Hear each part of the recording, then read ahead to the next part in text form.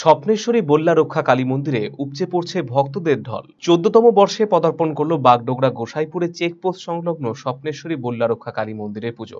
এদিন বিকেল থেকে মন্দির প্রাঙ্গণে ভক্তদের ভিড় উপচে পড়েছিল। অত্যন্ত ভক্তি শ্রদ্ধা সহকারে নিষ্ঠার সঙ্গে মায়ের আরাধনা করা হয়। পাশাপাশি এদিন পুজোর শুভ সূচনা করেছেন বাগডোগরা থানা ওসি পার্থ সারথী দাস। পুজো উপলক্ষে ঢেলে সাজানো হয়েছে পুরো মন্দিরকে। বিভিন্ন ফুলের মালা দিয়ে সুসজ্জিত করা হয়েছে মন্দিরকে। শুধুমাত্র শিলিগুড়ি বা পার্শ্ববর্তী এলাকা নয়, জলপাইগুড়ি, কোচবিহার, আলিপুরদুয়ার থেকে ভক্তদের ঢল নামে এই বল্লা কালী মন্দিরে। মন্দির কমিটির তরফে মৃদুল চক্রবর্তী জানিয়েছেন, প্রত্যেক বছরের ন্যায় এবছরও জাঁকজমক সহকারে পুজো করা হচ্ছে এখানে। এবার 14তম পুজো, বাৎসরিক পুজো মায়ের হচ্ছে।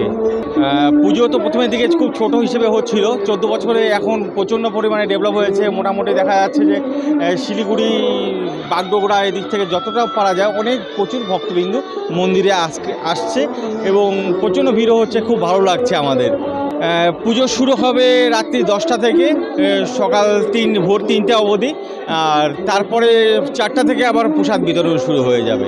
সারাদিন প্রসাদ বিতরণ থাকবে।